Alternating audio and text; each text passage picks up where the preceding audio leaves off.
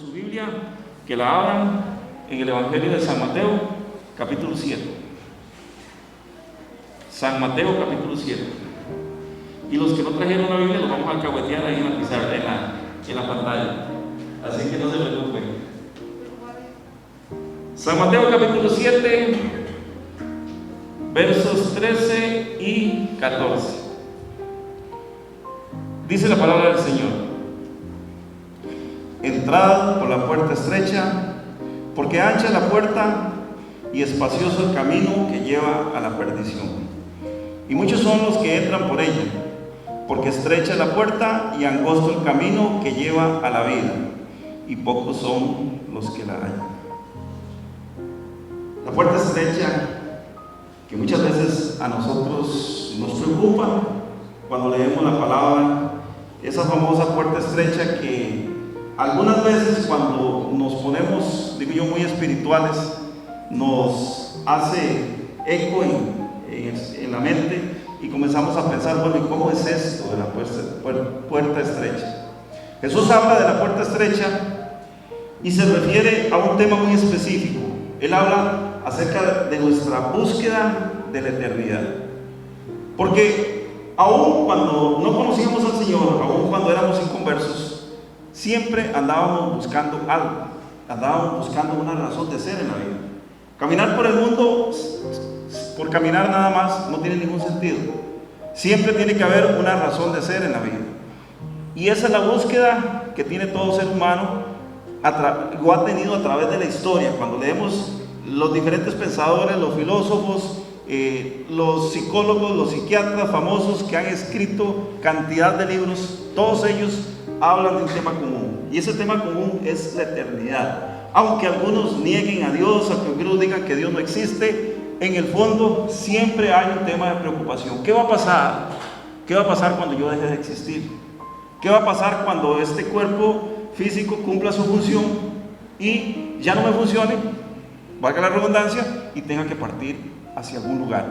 Ese lugar nosotros los cristianos sabemos que es la eternidad, pero nuestro destino final debe ser siempre el cielo. Debemos de estar siempre mentalizados en que nuestro destino final va a ser el cielo.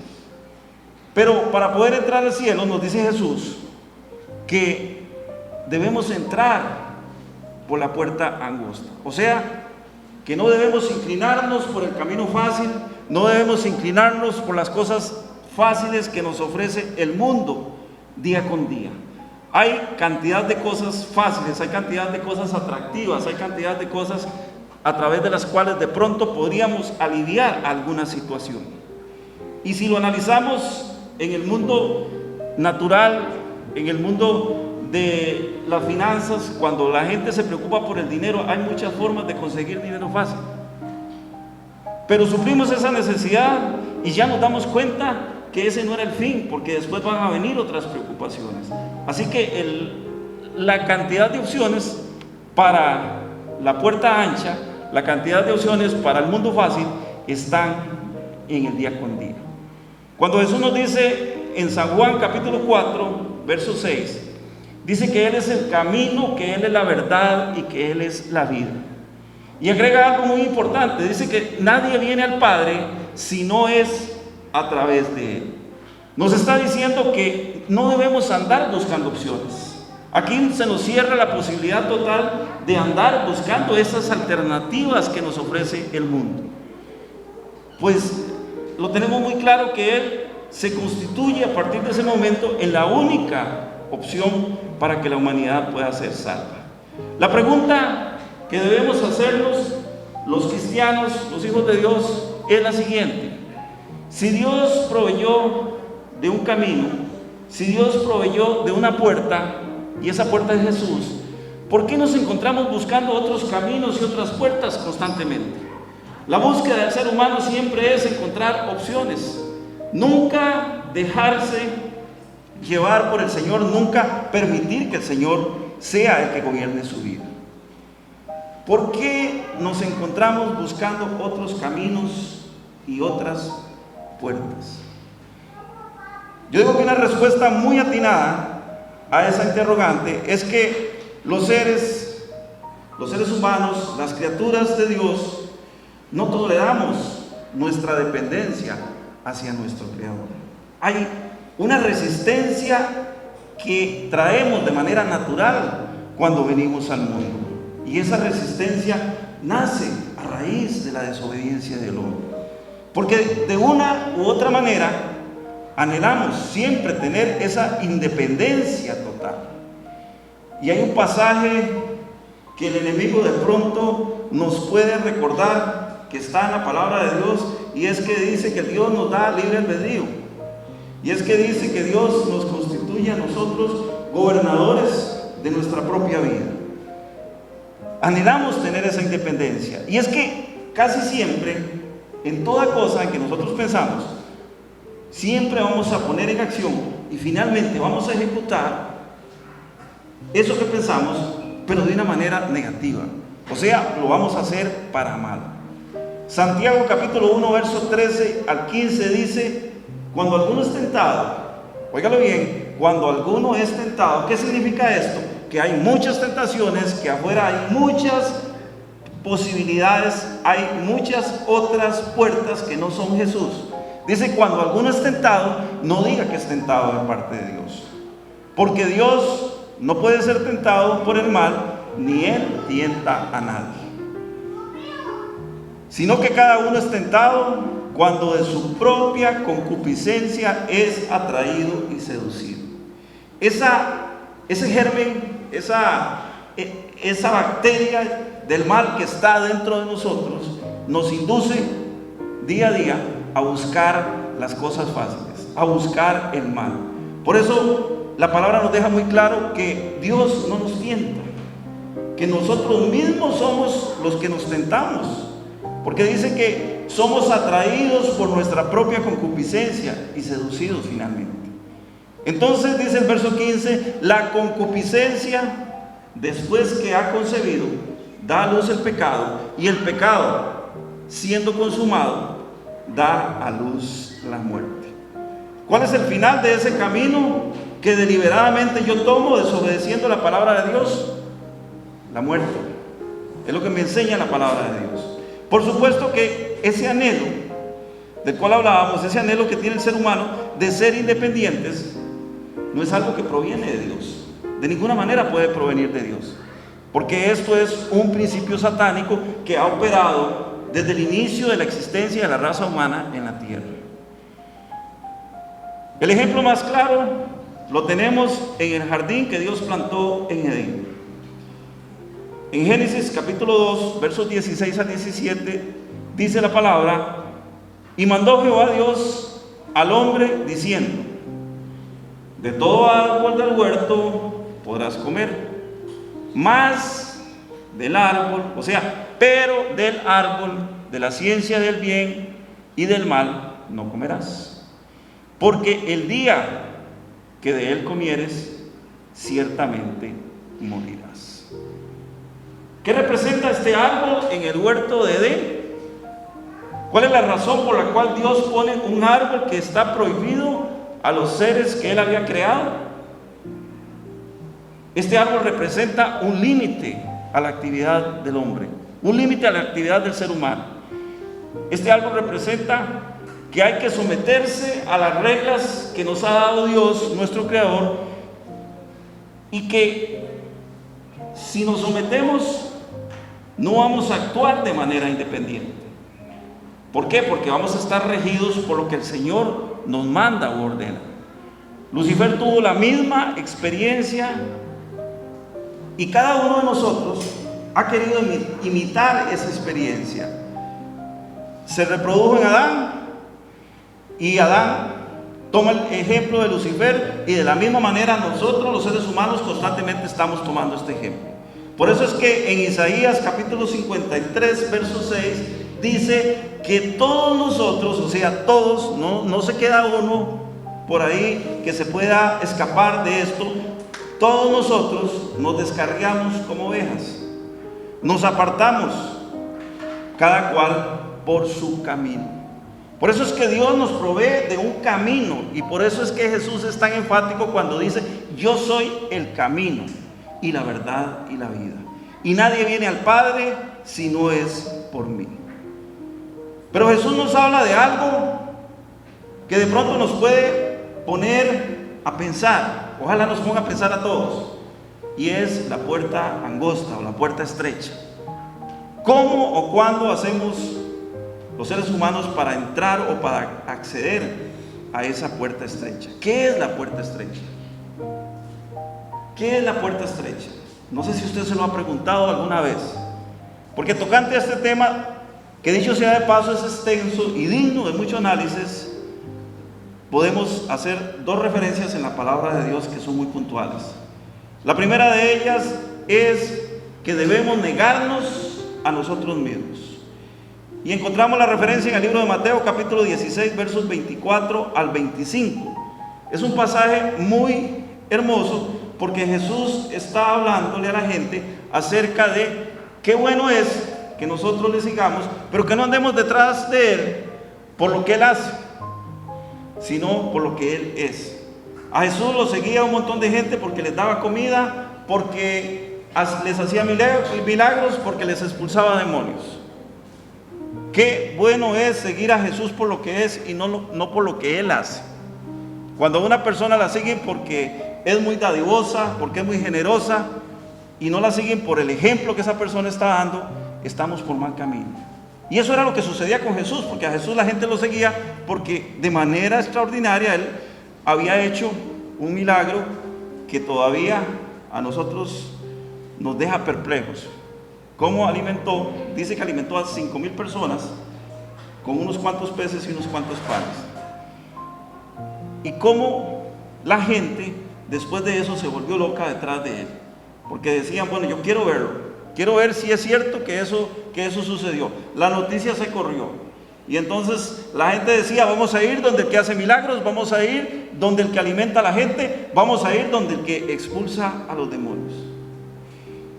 Y dice Jesús a sus discípulos, si alguno quiere venir en pos de mí, niéguese a sí mismo y tome su cruz y sígame. Porque todo el que quiera salvar su vida, la perderá, y todo el que pierda su vida por causa de mí la hallará. La pista, la palabra clave aquí es eternidad. Perder, morir. Ganar, obtener una vida eterna. Jesús nos habla acerca de que lo que tenemos que buscar es la eternidad, nunca de ninguna manera nuestra existencia sobre la tierra. Y esto era lo que decíamos nosotros con anterioridad. No nos queremos someter a las reglas de Dios. A nadie le gusta someterse a las reglas de Dios. Por el contrario, cada uno quisiera crear sus propias reglas. Y nos sucede también con nuestra vida secular, con nuestra vida en la tierra. ¿A quién le gusta que el gobierno le cobre impuestos? ¿A quién le gusta que le pongan una restricción?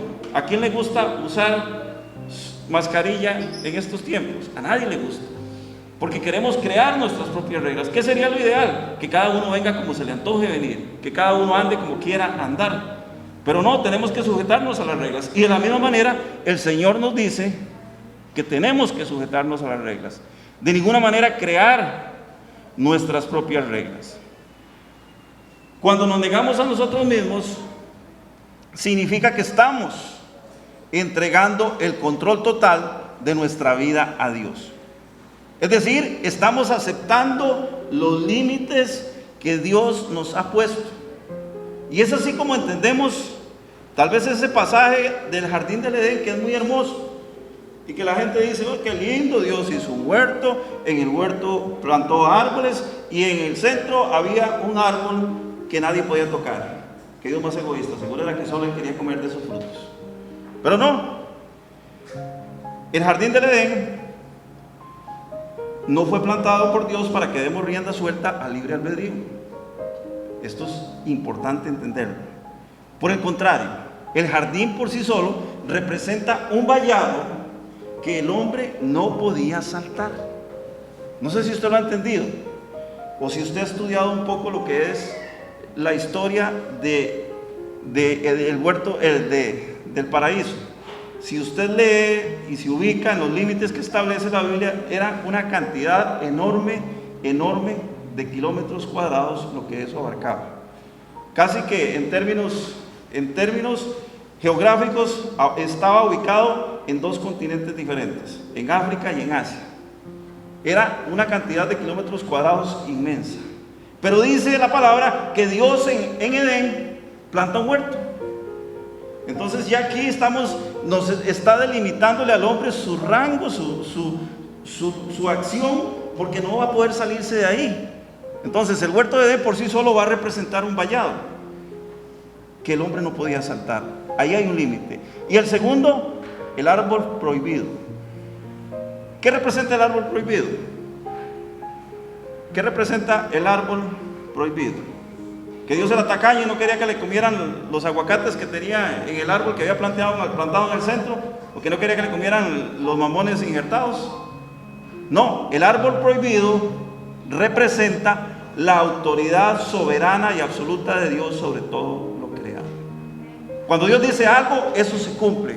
Cuando Dios da una palabra, esa palabra hay que acatarla. Eso es lo que representa el árbol prohibido. Así que no nos confiemos cuando pensamos que Dios no nos pone límites. Hay un pensamiento secular que dice que los límites los ponemos nosotros mismos, y eso no es cierto. Si queremos actuar en la vida sin Dios, probablemente sí. Pero si queremos y entendemos que pertenecemos a Dios y que a través de Dios es que debemos conducir nuestra vida, entonces tenemos que acatar los límites que el Señor nos ha dado. Sí hay límites, por supuesto. El árbol del cual no se podía comer era uno de ellos. Y la infracción a esa norma, que era la palabra de Dios, la norma escrita o la norma no escrita más bien, porque era lo que Dios le había dado, la instrucción que Dios le había dado al hombre primero, que se llamaba Adán. Esa infracción a esa norma, o esa norma, representa la palabra de Dios. ¿Y qué pasa si se infringía esa norma?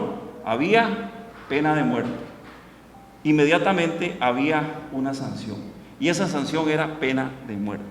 Cuando Jesús nos dice que nos neguemos a nosotros mismos, nos está diciendo que el límite a nuestro libre albedrío Él lo da y lo fija precisamente en su palabra.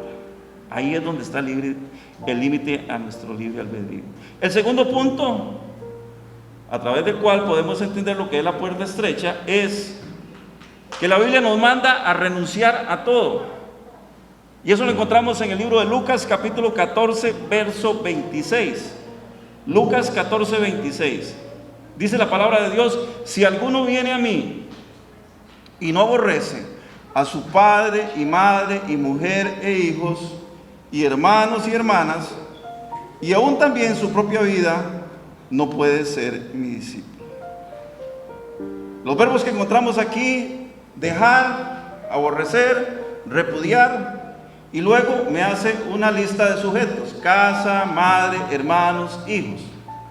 Cualquiera diría: es que Dios nos quiere ver solos. Dios quiere que nos aislemos, que dejemos todo botado y que nos vayamos detrás de Jesús. No, la palabra no nos está diciendo eso. Eso no significa que eso que Dios ha permitido que tengamos a nuestro alrededor, de pronto lo repudiemos y lo dejemos abandonado. Porque si entendemos lo que la palabra del Señor nos enseña, nos dice que cada uno de los que hemos sido constituidos cabeza de un hogar, porque hoy somos cabeza de hogar, el padre, la madre, los que estemos al frente de la familia, pero el día de mañana van a ser nuestros hijos esa cabeza de hogar. El día de mañana Ian va a tener su familia, Dilana va a tener su familia, van a ser cabeza de hogar, y así todos los que hoy son niños y están aquí en el culto. La palabra establece que las cabezas de hogar son los sacerdotes del hogar, que los hijos son de Dios, que los hijos son herencia de Jehová, como lo dice el Salmo 127, verso 3, que debemos darle. Ahora bien, aquí viene la obligación, aquí viene la responsabilidad de cada uno de nosotros. Debemos darles techo, abrigo, sustento y por supuesto cobertura espiritual. Ahora que presentábamos ese bebé, hablábamos precisamente de eso, de darle cobertura espiritual, porque los hijos son herencia de Dios, pero son responsabilidad nuestra. son responsabilidad de los padres y son responsabilidad de la comunidad donde los padres asisten, responsabilidad de la iglesia. Santiago 5:8 dice que el que no provee para los suyos y sobre todo para los de su propia casa, ha negado la fe y es igual a un incrédulo. Así que no leamos entre líneas cuando Jesús dice que tenemos que dejar todo, y eso implica, para nuestro concepto, repudiar. Eso es falso. Lo que Jesús está diciendo con este pasaje es que no existe nada, óigalo bien, no existe nada, no existe posesión, no existe familia, y cualquier cosa que usted le quiera agregar a esta lista, bienes, carro, casa, dinero, lo que a usted se le antoja agregarle. O sea, no existe nada de esto que pueda ser más importante que Dios.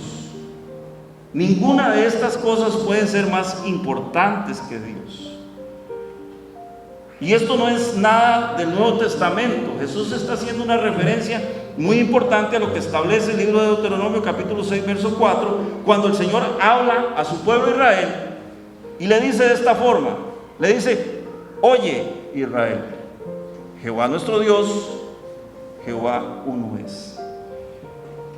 Y agrega: y amarás a Jehová tu Dios con todo tu corazón y de toda tu alma y con todas tus fuerzas. Nos queda claro, absolutamente claro, que Dios está hablando acerca de la prioridad de Él, del único lugar donde podemos tener nuestros ojos puestos. Porque esto lo reafirmamos después cuando el Nuevo Testamento nos dice que no pongamos los ojos en ningún hombre. ¿Por qué? Porque los hombres fallamos. Los seres humanos somos imperfectos. A cada rato hacemos cada torta y metemos la pata y hacemos cada estupidez, cada tontera. Y la palabra del Señor dice: no sigan hombres, sigan al autor y consumador de la fe. El autor y consumador de la fe es Jesús. El mandamiento es muy claro. Solo hay uno que debe ocupar el primer lugar en nuestro corazón. ¿Cómo se llama? Se llama Dios el Todopoderoso. Cuando Jesús nos dice que si no renunciamos a todo lo que dijimos anteriormente, esa lista tan grande que usted la puede hacer, la puede ampliar todos los días, y es todo aquello que nos aparta de Dios, dice que no podemos ser sus discípulos, no estamos capacitados, no estamos calificados para ser los discípulos. En ese momento Jesús está estableciendo esa puerta estrecha, que debería ser fácil en realidad. Pero Él la define de esa manera porque sabe que la maldad que hay en el corazón del hombre y el apego desmedido a las cosas materiales cada día lo alejan más y más. Entonces, en definitiva, la puerta estrecha se resume en una sola palabra: ser discípulo de Jesús. Y esto lo tenemos que entender así: tenemos que ser discípulos de Jesús, seguir la puerta estrecha, porque no podemos servir a dos señores. O nos adentramos en el mundo y le damos rienda suelta a lo que se nos ofrece, a todas las cosas, y vivimos para el mundo. Pasamos el día de día añorando, soñando las cosas materiales, las cosas del mundo, lo que no nos vamos a llevar, porque no nos lo vamos a llevar. O seguimos a Jesús y entendemos que todo eso que está ahí es accesorio, son añadiduras. Seguimos eso o seguimos a Jesús y nos negamos a nosotros mismos y nos convertimos en discípulos de Jesús. Y hay un punto muy importante, porque lo establece también en el Evangelio de Mateo, capítulo 15, verso 16, cuando dice: y guardaos de los falsos profetas que vienen a vosotros con vestidos de ovejas, pero por dentro son lobos rapaces. Dice el verso 16: por sus frutos los conoceréis. Y hace una pregunta: ¿se cosechan uvas de los espinos o higos de los abrojos? Hoy en día, hermanos, lamentablemente hay muchos predicadores, muchos falsos maestros, muchos profetas falsos que enseñan al pueblo a seguir un camino fácil, que no es el discipulado que enseñó Cristo. Hay mucha gente que está enseñando caminos fáciles, hay mucha gente que está diciendo cosas terribles. Esta semana escuchaba en la televisión que el espíritu del falso profeta que está operando en el mundo, está preparando el camino para que venga el anticristo. Y esto lo estamos viendo todos los días. Pero eso es un espíritu. Puede ser que se personifique en una persona, en un líder grande, en un líder espiritual, que está induciendo a la gente a creer en algo diferente a lo que enseña la Biblia. Pero también el espíritu del falso profeta opera en muchas personas a las cuales Dios les ha dado la posibilidad de predicar la palabra. Así que tengamos mucho cuidado con esos falsos que son emisores de Satanás, que nos quieren conducir al camino de la muerte eterna. Proverbios capítulo 14 verso 12 nos dice: hay camino que al hombre le parece derecho, pero su fin es camino de muerte.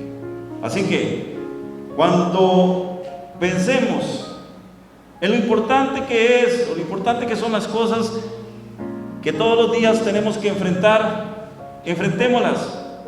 Es cierto, tenemos que levantarnos, tenemos que ir a trabajar, tenemos que ir a comprar alimentos, tenemos que pagar las cuentas, pero que nada de eso, ninguna de esas cosas nos quite, nos aleje del verdadero camino que es Cristo Jesús. Que nada de eso nos haga a nosotros dudar acerca del lugar que el Señor Jesús nos tiene preparados a cada uno cuando lleguemos al cielo. Porque Él lo dijo, que en su casa habían muchas moradas, o sea, hay un lugar para todo aquel que quiera llegar, para todo aquel que esté dispuesto a caminar por ese camino angosto que es el discipulado de Jesús.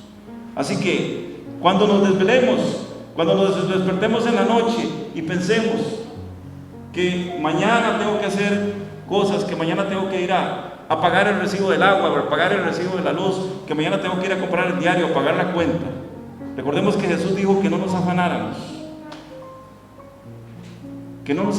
por nada, porque Él, nuestro Padre, que nos conoce a cada uno de nosotros, que nos ama infinitamente, tiene cuidado y prometió que iba a estar con nosotros todos los días de nuestra vida. Así que en esta mañana, iglesia, yo les bendigo en el nombre que es sobre todo nombre, en el nombre de Cristo Jesús, y oro a Dios para que esa necesidad de buscar la presencia de Dios y de entender que lo que necesitamos es ser discípulos de Jesús y no andar buscando opciones por ahí en el mundo, sea una realidad en nuestras vidas. Voy a pedirle que se ponga sobre sus pies, vamos a orar, vamos a despedirnos en esta mañana y le vamos a decir: Padre, en el nombre de Jesús, hoy te damos gracias porque tú, Señor, nos guías, nos enseñas con tu palabra. Queremos, Padre, ser cada día mejores, queremos ser discípulos tuyos, queremos estar dispuestos a renunciar a todo aquello que nos aparta de tu presencia. Bendice a tu iglesia, bendice a tu pueblo, llévanos con bien a nuestras casas, dale a tu iglesia una semana llena de bendición, llena de presencia tuya, que en cada una de nuestras casas podamos levantarnos glorificando y exaltando el nombre del Señor, y de la misma manera nos podamos acostar y cada uno, cuando invocamos tu nombre, tengamos conciencia total de que somos tus hijos y de que tú nos apartaste y que cada día que tú haces es el día que tú has creado para nosotros. En el nombre de Jesús. Dios les bendiga, iglesia.